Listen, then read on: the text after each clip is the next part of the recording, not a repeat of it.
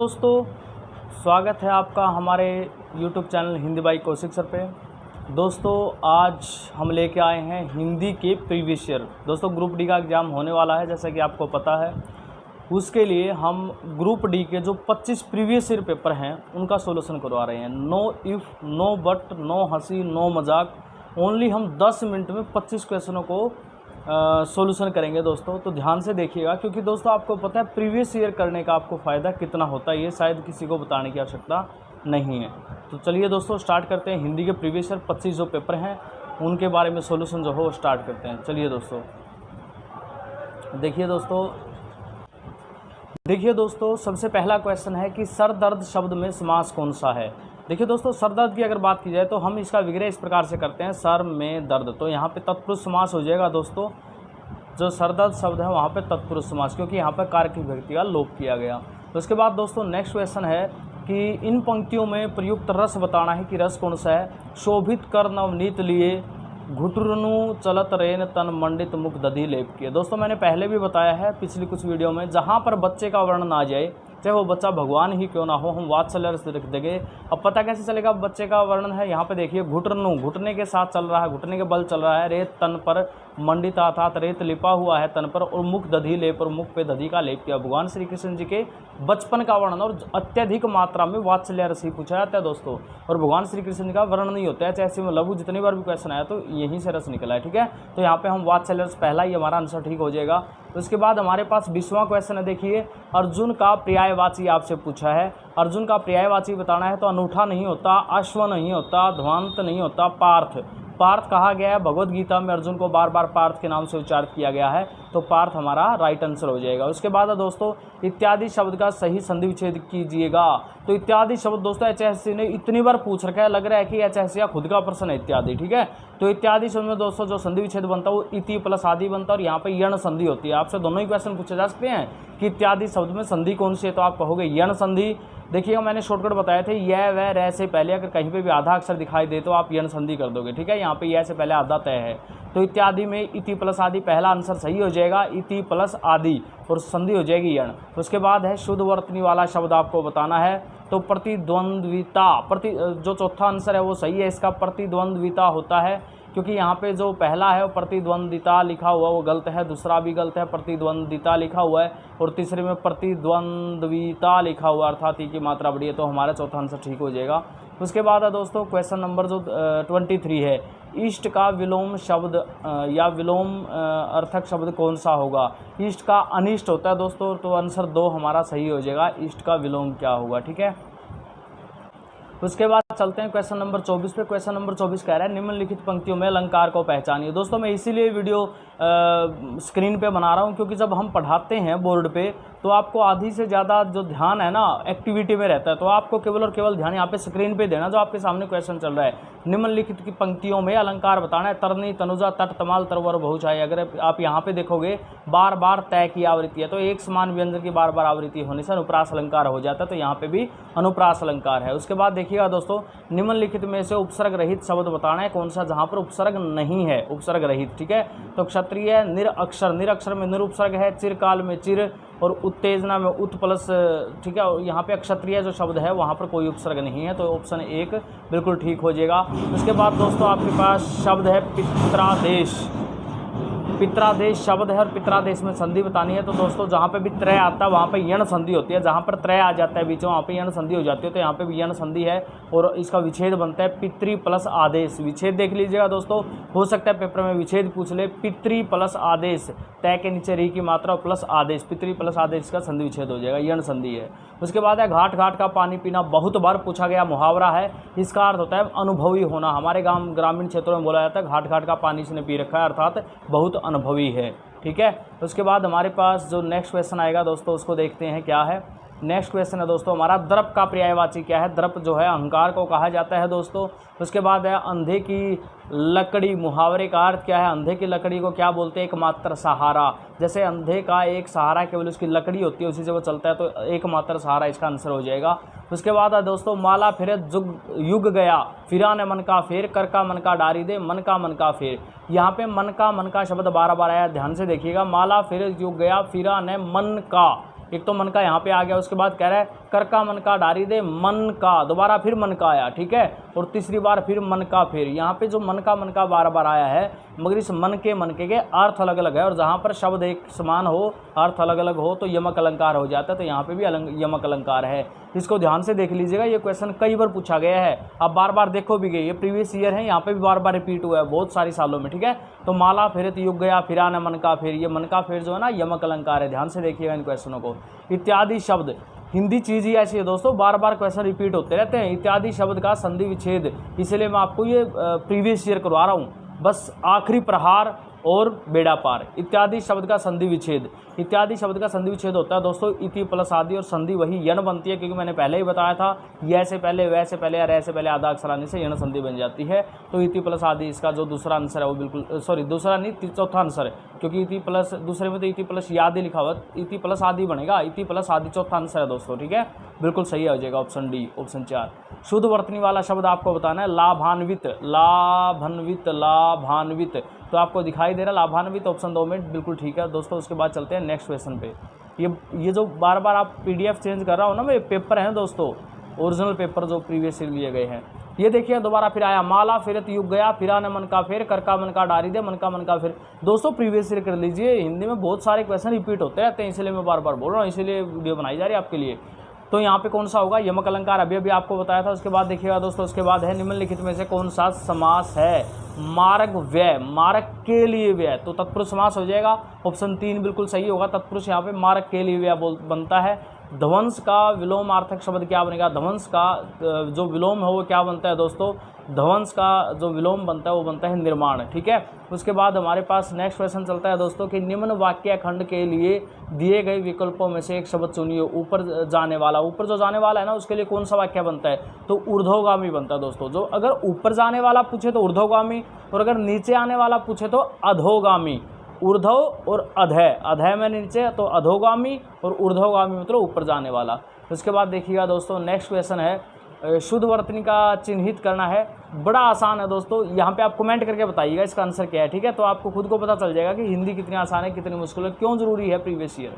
उसके बाद question number 60 आपको बताना है भाई कमेंट करके। उसके बाद क्वेश्चन नंबर 12, ये पेपर है एक, तो वहाँ पे क्वेश्चन नंबर 12 देखिएगा क्या कह रहा है, क्रियान्वित शब्द में समास है, क्रिया के द्वारा अन्वित समास बताना है दोस्तों कौन सा है, तत्पुरुष समास हो जाएगा, ठीक है। उसके बाद है, अरे रुकिएगा, उसके बाद क्वेश्चन है, देख समस्त विषव सुत से मुख में यशोदा, विस्मय सिंधु में डूबी। यहाँ पे देखिएगा, यहाँ पे पूछा जा रहा है कि रस कौन सा है। देखिए दोस्तों, ये उस समय का वर्णन जब भगवान श्री कृष्ण ने मिट्टी खा ली थी और यशोदा माँ ने कहा था मुंह खोल के दिखा दे क्या खा लिया है, तो उन्होंने जब मुंह खोल के दिखाया था तो उसमें सारा जो अंतरिक्ष वो दिखाई दे रहा था, धरती जो है सिंधु में डूबी हुई दिखाई दे रही थी। तो यहाँ पे अद्भुत रस है दोस्तों, एक अद्भुत नज़ारा था वो, तो अद्भुत रस होगा यहाँ पे, ठीक है। उसके बाद चलते हैं, निम्नलिखित में से उपसर्ग रहित शब्द कौन सा, बार बार आ रहे हैं दोस्तों एक क्वेश्चन उपसर्ग रहित। तो देखिएगा, चक्षु, अध्यक्ष, अध्यक्ष में तो अधि प्लस अक्ष बनता है, अनुभूति में अनु उपसर्ग बन जाता है, अवगुण में उपसर्ग बन जाता है। तो चक्षु शब्द ऐसा है जहाँ पर कोई उपसर्ग नहीं है, तो इसने उपसर्ग रहित पूछा था, अर्थात ऑप्शन 1 बिल्कुल ठीक हो जाएगा। मैं स्पीड इसलिए बना रहा हूँ ताकि आपको समय कम लगे और क्वेश्चन ज़्यादा हो जाए।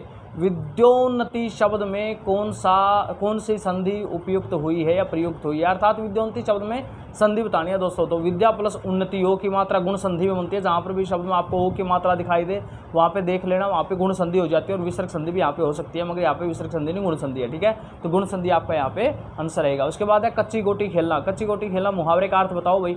कच्ची गोटी खेलना बोलते हैं ना, मैं पक्की गोटी खेल के अर्थात मैं अनुभवी हूँ, ठीक है। और कच्ची गोटी खोलना अर्थात अनुभव रहित होना, तो ऑप्शन 2 यहाँ पे बिल्कुल सही हो जाएगा, अनुभव रहित होना। उसके बाद क्वेश्चन देखिएगा, क्वेश्चन आया है नेक्स्ट, निम्नलिखित में से कौन सा समास है, पदच्युत। तो यहाँ पे बताना है समास कौन सा है दोस्तों, तत्पुरुष समास हो जाएगा। उसके बाद है पितृनुमति, वही दोबारा फिर दोस्तों यही क्वेश्चन रिपीट हुआ। आपको बार बार अपने आप पता चल जाए कितनी क्वेश्चन बार बार रिपीट होते हैं, अर्थात हिंदी के प्रीवियस ईयर करने का फायदा क्या है। पितृनुमति यण संधि है दोस्तों। उसके बाद है आधा तितर आधा बटेर मुहावरा, ये बड़ा इंपॉर्टेंट, आधा तितर आधा बटेर, इसका अर्थ होता है बेमेल या बेढंगा होना, बेमेल या बेढंगा होना, क्योंकि आधा तो वो तितर और आधा बटेर है। उसके बाद दोस्तों तत्सम शब्द का चयन करना है, आपको पता है रात, परछाई, कोयल, आदेश। आदेश जो है तत्सम शब्द है, क्योंकि रात भी तत्सम नहीं है, रात्रि का बनता है, तद्भव शब्द है ये तो। और कोयल नहीं बनता, क्योंकि काका मैंने कौआ, पिका मैंने कोयल, पिका होता है इसके लिए, और परछाई नहीं दोस्तों, यहाँ पे केवल आदेश रहेगा। उसके बाद देखिएगा उस काल मारे क्रोध के तनु कांपने लगा, उसका मानो हवा के जोर से सोता हुआ सागर जगा। तो यहाँ पे क्या बढ़ा चढ़ाकर बात की गई है, तो अतिशोक्ति अलंकार चौथा हमारा बिल्कुल सही हो जाएगा दोस्तों। जहाँ पर युद्ध का वर्णन हो, सुंदरता का वर्णन हो, वहाँ पे अतिशोक्ति का प्रयोग ज़्यादा किया जाता है। उसके बाद देखिएगा दोस्तों, उसके बाद नेक्स्ट पेपर हमारे सामने है। ये बार बार जो पेपर चल रहे हैं दोस्तों, पेपरों के PDF बनाई है जो ओरिजिनल पेपर है। च वर्ग का उच्चारण मुंह के किस भाग से होता है? च वर्ग का उच्चारण दोस्तों क वर्ग का उच्चारण होता है कंठ से, और च वर्ग का उच्चारण होता है तालु से। तो यहाँ पे चौथा आंसर बिल्कुल सही हो जाएगा। च वर्ग का के लिए तालु का उच्चारण होता है। च वर्ग का अर्थ च छ ज झ य। हो सकता है आपसे छ पूछ ले, ज पूछ ले, तो च वर्ग में पूरी च वाली लाइन होती है, च छ ज झ य, ये तालु से उच्चारित होता है। उसके बाद है सही वर्तनी का चयन कीजिए। आपको सही वर्तनी का चयन करना है। लालायित होता है, लालायित दूसरा आंसर बिल्कुल सही है। और उसके बाद है भौतिक शब्द का विलोम शब्द निम्नलिखित में से कौन सा है? भौतिक के लिए विलोम क्या होता है दोस्तों? आध्यात्मिक। एक तो होता है भौतिक और एक होता है आध्यात्मिक, तो ऑप्शन 2 हमारा सही हो जाएगा। उसके बाद है क्वेश्चन पुल्लिंग शब्द का चयन कीजिए। जो पुल्लिंग शब्द है इनमें से कौन सा वो बताना है। तो यहाँ पर संविधान जो है पुल्लिंग शब्द है, क्योंकि हड़ताल चल रही है अर्थात रही है मतलब स्त्रीलिंग, पुलिस आ गई, गई अर्थात स्त्रीलिंग, सरकार गिर गई अर्थात ये भी क्या है स्त्रीलिंग, और संविधान लिखा गया अर्थात ये पुल्लिंग है। ठीक है, तो संविधान पुल्लिंग शब्द है। गिरीश शब्द का सही संधि विच्छेद क्या है? गिरी प्लस ईश बनता है दोस्तों, तो यहाँ पे ऑप्शन 1 बिल्कुल सही हो जाएगा। गिरी प्लस ईश, गिरी बोलते हैं पर्वत को, ईश बोलते हैं स्वामी को, गिरीश बन जाता है। दोषहर्ता में प्रयुक्त प्रत्यय बताना है कौन सा है? दोषहर्ता। तो यहाँ पे दोस्तों दोषहर्ता में हर्ता जो शब्द है वो प्रत्यय है इसका, क्योंकि दोष यहाँ पे शब्द है। जो थोड़ा जानता हो उसके लिए कौन सा शब्द प्रयोग होगा?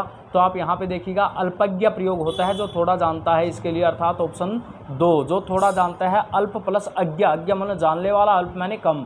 उसके बाद है आधा तितर। ये देखिएगा दोस्तों दोबारा फिर रिपीट हुआ। मैं कह रहा हूँ ना हिंदी के बार बार रिपीट होते हैं, इसलिए प्रीवियस करने का फायदा है।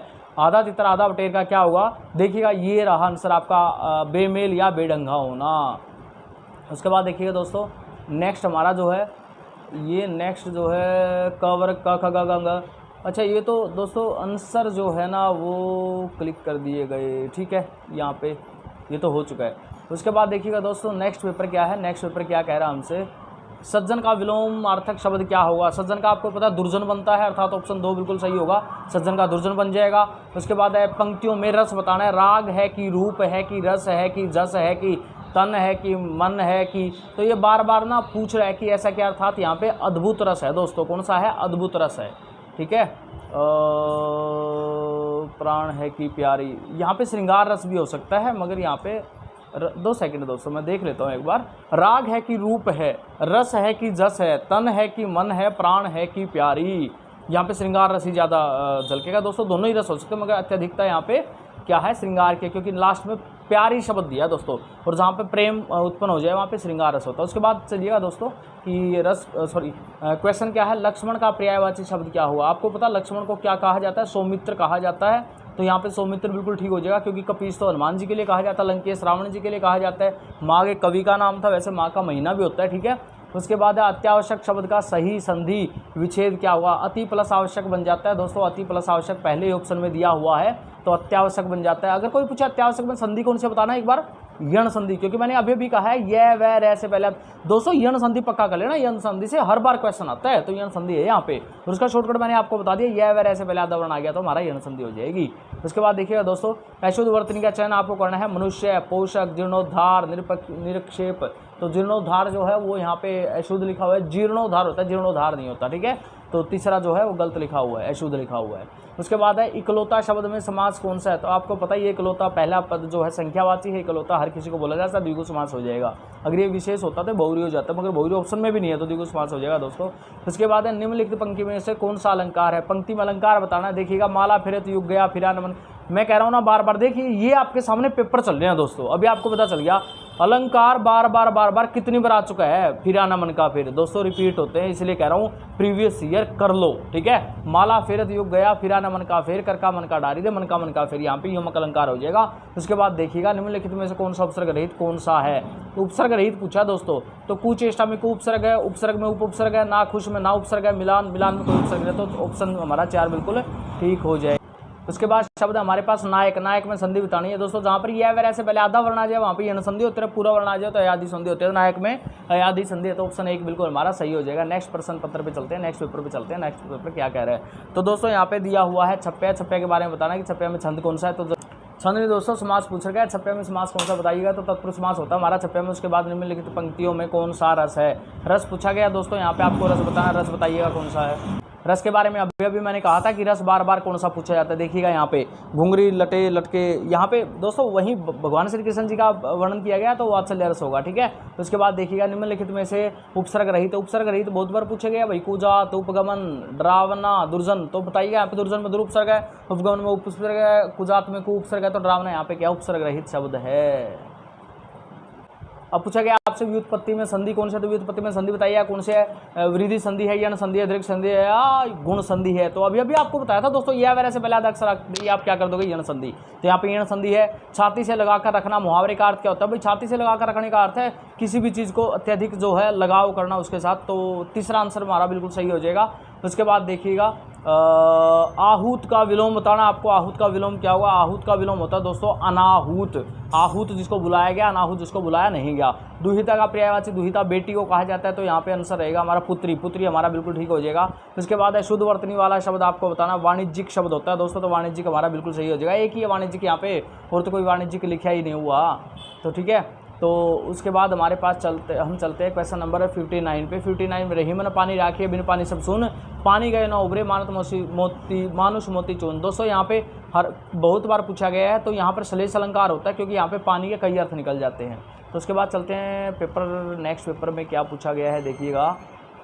नीचे दिए गए प्रश्नों के उत्तर चुनकर लिखने हैं दोस्तों। सीता खाना खाती है, सीता खाना खाता है, सीता खाना खाते हैं, सीता खाना खा रहा है। तो यहाँ पे शुद्ध बताना आपको कौन सा, तो आपको पता ही है दोस्तों, इसमें तो कोई दिक्कत नहीं है, सीता खाना खाती है आएगा। उसके बाद हम मैदान में खेलता है, हम मैदान में खेलते हैं, हम मैदान में खेलती है, हम मैदान में खेलता हूँ, तो हम मैदान में खेलते हैं, अर्थात दूसरा आंसर हमारा सही हो जाएगा। उसके बाद है दोस्तों दया का क्या बताना है, विशेषण बताना है। दया का विशेषण क्या बनेगा, दयालु बन जाएगा दोस्तों, दया का विशेषण क्या बनेगा, दयालु, ठीक है। तो उसी प्रकार आपको बताना है, नमक का बन जाएगा नमकीन। और इसके बाद दोस्तों पदबंध एक शब्द, तो बताइएगा दोस्तों आभूषण लिखिएगा, जो आभूषण बनाता है उसके लिए सुनार शब्द होता है, सुनार बनाता है आभूषण को। और 2 से 1/2 को हिंदी में खालिस्तान कहा जाता है, ढाई कहा जाता है, तो ऑप्शन 1 हमारा बिल्कुल सही हो जाएगा।